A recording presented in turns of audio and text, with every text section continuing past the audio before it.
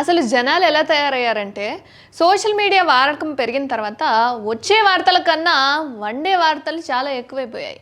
అంటే అందరి ఆలోచనలని నెగెటివ్ వైపు తీసుకెళ్ళిపోతున్నాయి అన్నమాట. ఈ వార్తలన్నీ కూడా జరిగే మంచి కంటే చెడు ఎక్కువగా కనిపిస్తుంది, వినిపిస్తుంది కూడా. ఏం చేద్దామన్నా సరే దీన్ని ఎలా నెగెటివ్గా పోర్ట్రేట్ చేస్తే ఏ విధంగా జనాల్లోకి వెళ్తుంది అని ఆలోచించే ఛానల్ కూడా ఎక్కువైపోయాయి. తమ స్వలాభం కోసం న్యూస్ని క్రియేట్ చేసి జనాల్లో భయాందోళన గురి చేస్తున్నారు కొంతమంది.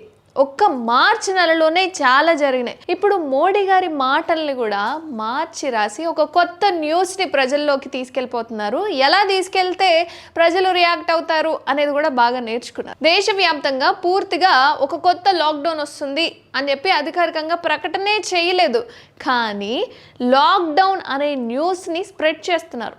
కొన్ని సందర్భాల్లో అయితే ఆయన కోవిడ్ లేదా ఇతర అత్యవసర పరిస్థితుల గురించి మాట్లాడారనమాట. అంటే అప్పుడు మనం ఎలా ఉన్నాం, సో అప్పుడు మనం ఏ విధంగా అప్రమత్తంగా ఉన్నాము అనేది గుర్తు చేసి ఇప్పుడు కూడా అంతే అప్రమత్తంగా ఉండండి అని గుర్తు చేసుకున్నారు ఆయన, అంతే. దీన్ని ఇప్పుడు ఎలా ఉంది అంటే అసలు మొక్క ఎక్కడుంది అంటే ఇలా కాకుండా ఇలా చూపిస్తారు కదా, అలాగా ఆ విషయం చెప్పకుండా కేవలం వ్యూస్ కోసం లాక్డౌన్ రాబోతుంది అన్న ఆ వార్తని మాత్రం చాలా వైరల్ చేస్తున్నారు. ఇక సోషల్ మీడియాలో వస్తున్న ఈ వార్తలన్నీ కూడా అబద్ధాలు. లాక్డౌన్ అని వస్తున్న న్యూస్ ఏదైతే ఉందో ఇదంతా కూడా అబద్ధం. ఇలాంటి న్యూస్ విషయంలో అప్రమత్తంగా ఉండడం చాలా అవసరం.